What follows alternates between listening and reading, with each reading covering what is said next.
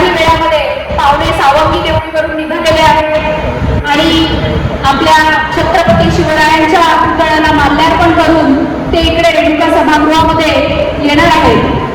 तर आज लोकसभेच्या अनुषंगाने इथे जी सभा आयोजित करण्यात आलेली आहे याला प्रामुख्याने आपल्या सगळ्यांचे नेते, डॅशिंग डायनामिक नेते आदरणीय केदार साहेब, आपले दुसरे नेते महाराष्ट्र राज्याचे माजी मंत्री आदरणीय बम साहेब, आपल्या या भागाचे माजी आमदार आदरणीय घोडमारे साहेब, त्यांच्याबरोबर आपले जे उमेदवार आहेत श्यामकुमारजी बर्वे साहेब हे सुद्धा इथे उपस्थित होणार आहेत.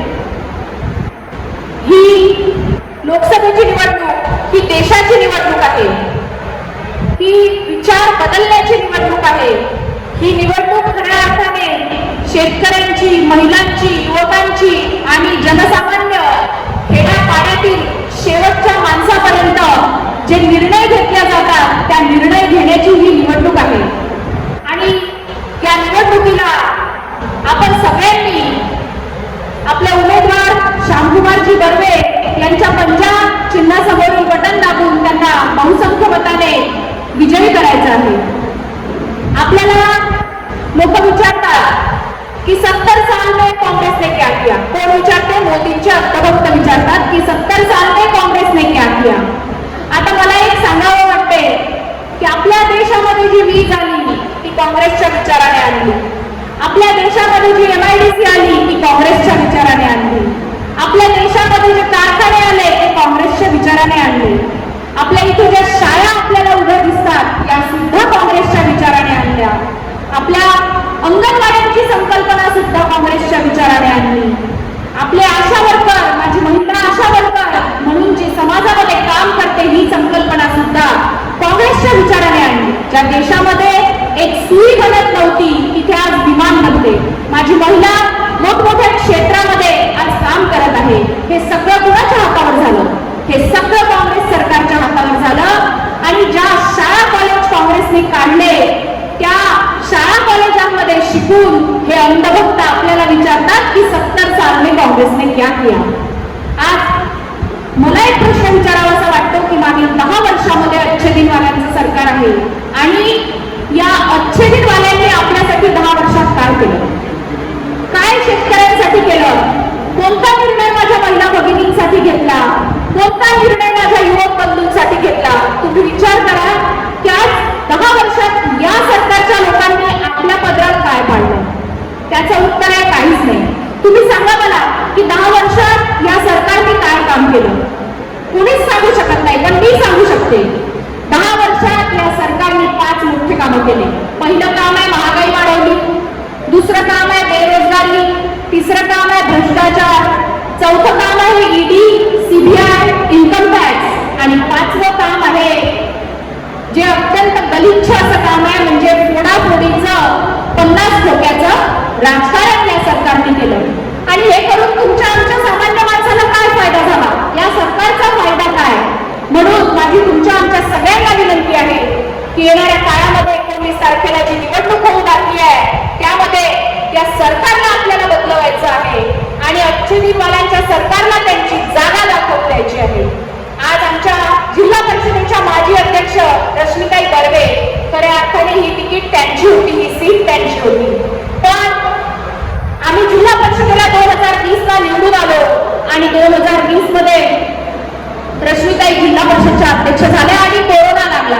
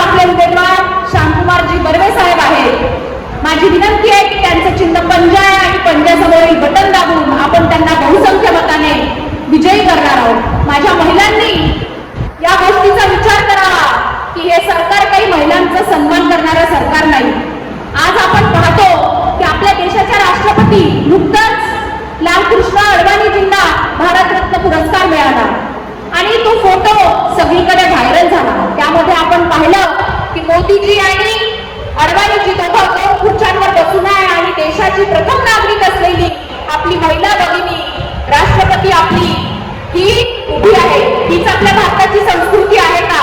एखाद्या गावात गेलं तर एखादा कुठलाही आपला पुरुष बंधू उठून महिलेला जागा देते आणि या बसा म्हणून तिचा सत्कार करते आणि ही आपली या बीजेपीच्या लोकांची संस्कृती. म्हणून माझ्या महिला भगिनींना विशेष विनंती करते की यांचा बदला आपल्याला घ्यायचा आहे. येणाऱ्या 29 तारखेला पंजासमोरील बटन आपल्याला दाबायचं आहे आणि यांचा बदला आपल्याला घ्यायचा आहे. या मंचाच्या माध्यमातून माझ्या बीजेपीच्या भावांना सुद्धा मला विनंती करावी वाटते की बीजेपी मध्ये काम करणारा हाडामासाचा सामान्य कार्यकर्ता जो आयुष्यभर तिथे सतरंजा उचलत राहतो, पक्षासाठी राबतो, RSS ची विचारधारा पसरविण्यामध्ये प्रचार करण्यामध्ये जो सहकार्य करतो आणि शेवटी काय होते तर या मोठ्या नेत्यांना बीजेपीच्या कार्यकर्त्यांची कोणतीही किंमत नाही. हे लोक, हे मोठे नेते काँग्रेस, राष्ट्रवादी किंवा शिवसेनेचे लोक आपल्यामध्ये आयात करतात, इन्कमिंग करतात आणि त्यांना तिकीट देतात. मग या सामान्य माणसांनी काय करायचं? मग या बीजेपीच्या भावांना माझं म्हणणं आहे की तुमच्यासारख्या सामान्य माणसांनी काय करायचं? तुम्ही काय आयुष्यभर सतरंजा उचलायच्या?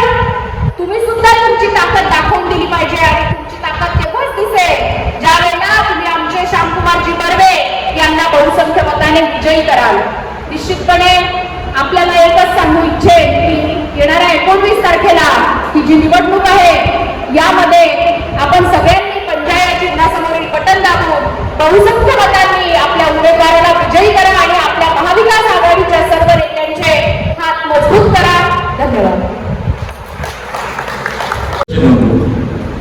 ही निवडणूक घोषणेची निवडणूक नाही.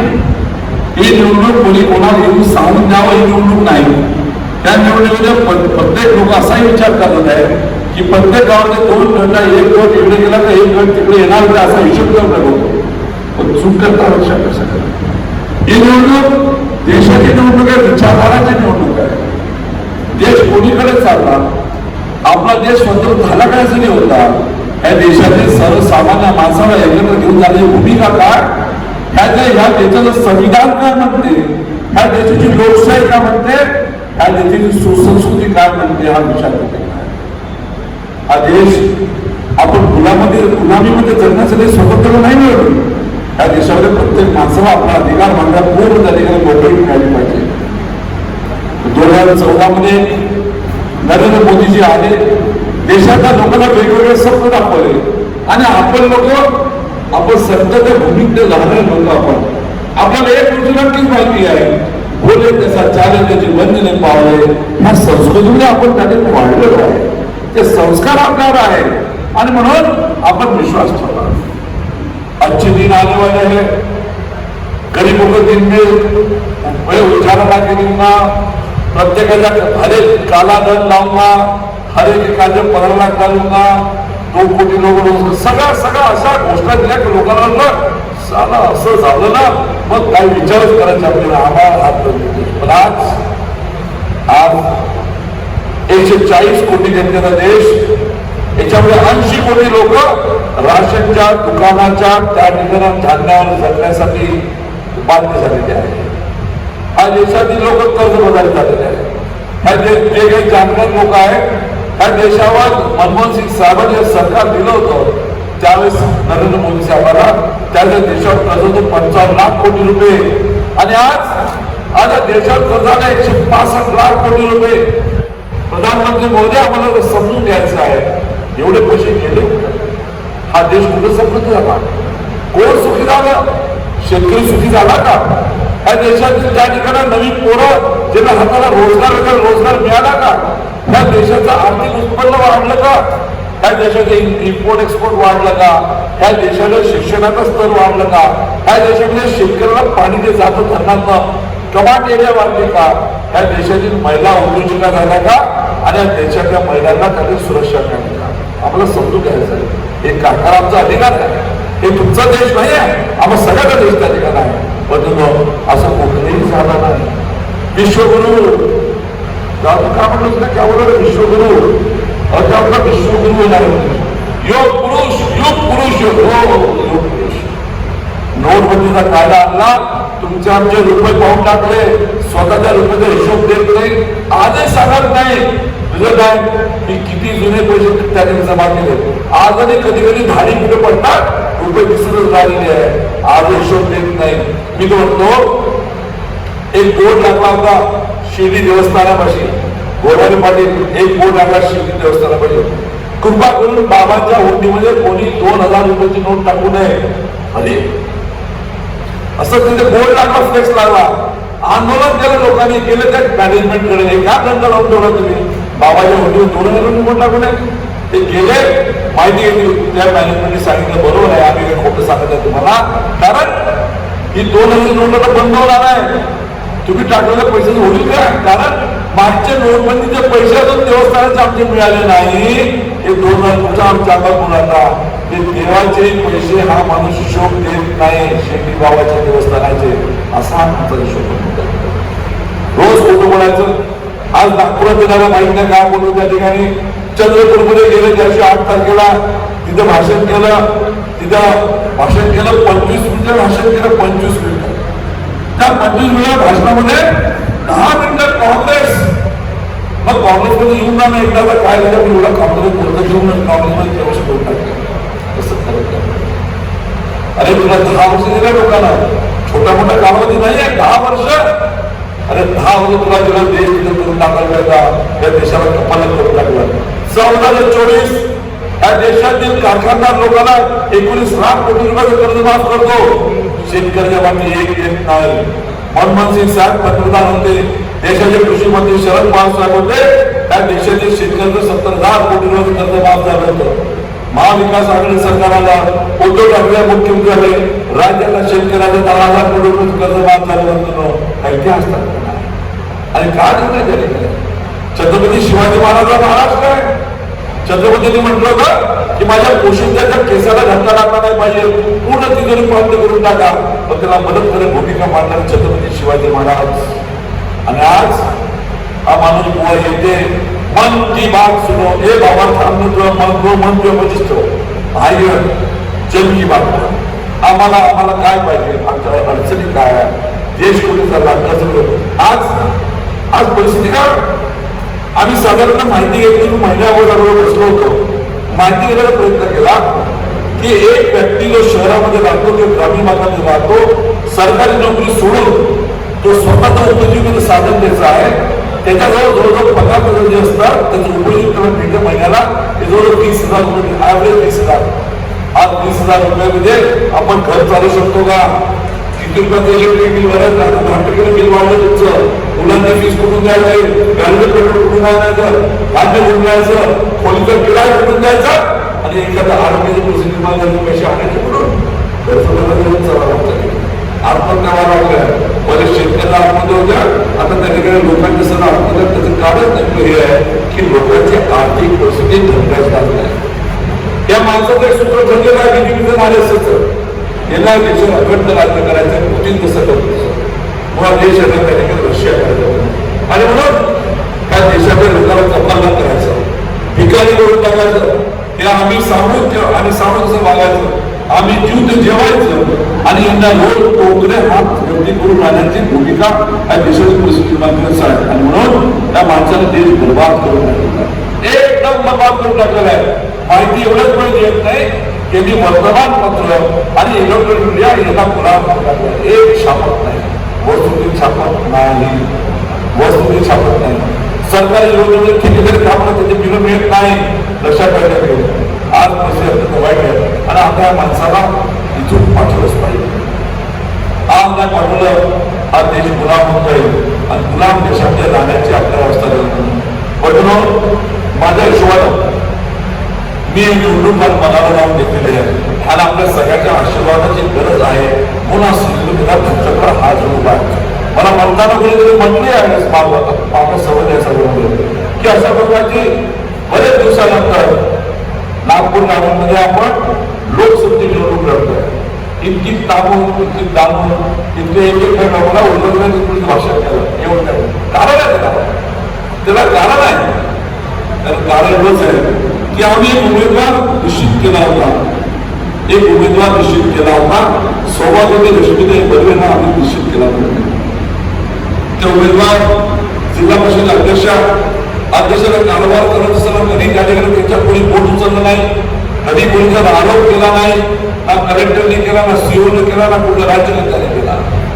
सामान्य प्रशासनाने मी या व्यक्तिमत्वाला पार्लमेंटमध्ये पाठवण्याचा मानस केला आणि नक्की केलं आणि माझ्या काँग्रेस पार्टीला सांगितलं आणि सगळ्या लोकांना सांगितलं. सन्मान्य उद्धव ठाकरे साहेबांना सुद्धा अंदाज दिला म्हणून त्यांना नागरिक आमच्यासाठी सोडली आणि उद्धव ठाकरे सोडत नाही.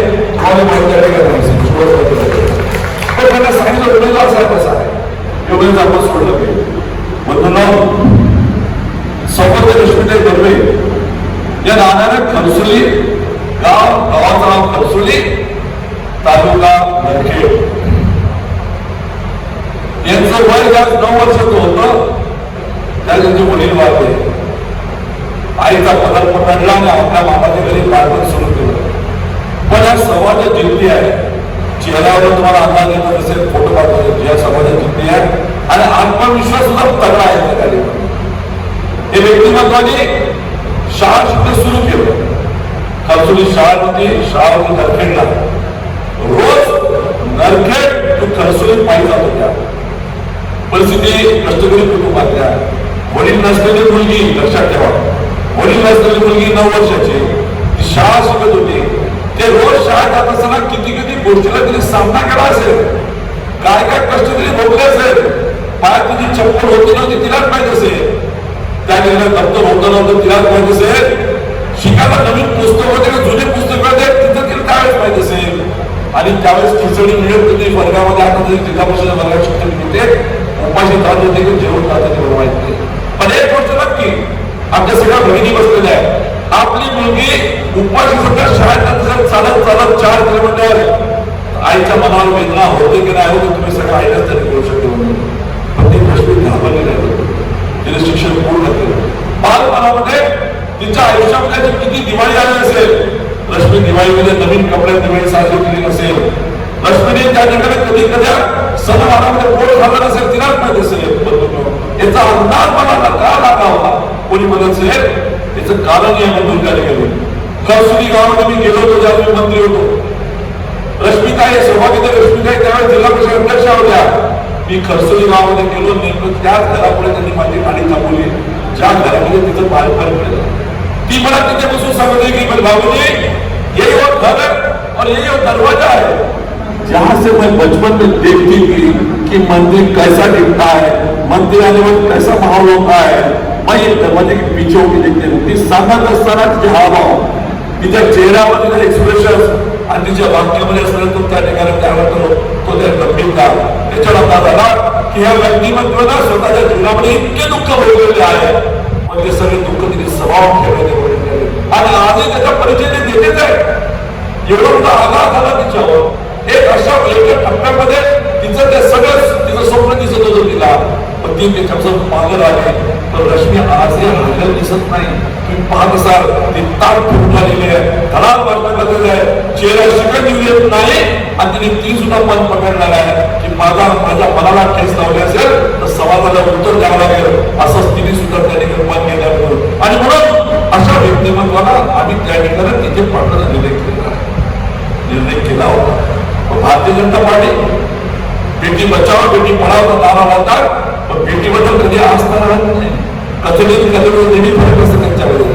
त्यांनी तिच्या सगळ्या आयुष्यावर कुठेतरी पाणी पेरण्याचा प्रयत्न केला आणि एक 8 दिवस तिच्या जात प्रमाणपत्राचा खेळ होता. 8 दिवस 8 दिवसामध्ये नॉमिनेशन भरण्यापासून त्या ठिकाणी त्या अर्ज मागे घेतल्यावर आणि आता सरकार म्हणा कोर्ट म्हणा यंत्र सगळे म्हणतात नाही तुमचं सर्टिफिकेट मध्ये काय अडचण आहे. अरे बाबानो अडचण तेव्हाही नव्हती, पण तुम्ही तिथं आघात का केला तुम्ही आघात. एका मागासवर्गीय कुटुंबातली मुलगी तिचे वडील 8 वाजता असताना मारून गेले, ती स्वतःच्या मेहनतीवर इंटरव्ह्यू झाली होती.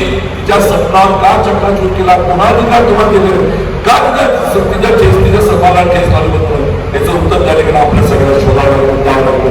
आणि म्हणून ही निवडणूक त्या दिवशी महत्वाची होती. ही निवडणूक त्या दिवशी महत्वाची आहे.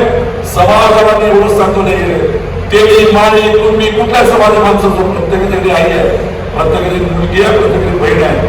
आज समाजाला उत्तर द्यावं लागेल.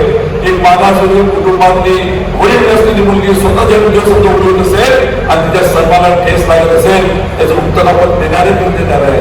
मतदान करणारे तिला तुम्हाला पंजाब मतदान करायचं आहे आणि असं मतदान करा म्हणतो की पुढे समाजामध्ये कोणी अशा प्रकारच्या व्यक्तिमत्वाला एक मागासवर्गीय वडील असलेल्या मुलीला सन्मानावर धक्का लावणार स्वप्नाने विचार करता कामा नये. अशा प्रकारचं उत्तर तुम्हाला मतदानाचं पेटून दिलं पाहिजे. ठरका मुलाला पाहिजे म्हणून मगच आपण मातृदेवो भव म्हणण्याच्या पण लायकीत राहतो. 19 तारखेला मतदान करा तर मतदानाची पंचायती पटकता माझ्या स्वतःच्या मनाला एक प्रमाणाचा अंतर करून मातृदेवो भव आणि मतदान करा. ही तुम्ही केलंच पाहिजे असं आग्रह करतो आणि आपल्या शब्दावर